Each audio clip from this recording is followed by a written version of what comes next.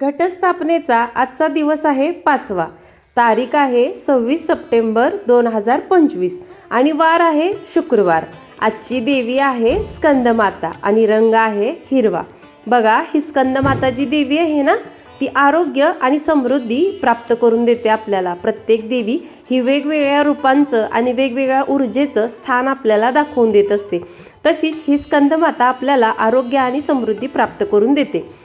त्याचबरोबर संतुलन सुद्धा आयुष्यामध्ये कसं साधायचं ही सुद्धा स्कंदमाता देवी आपणाला शिकवत असते.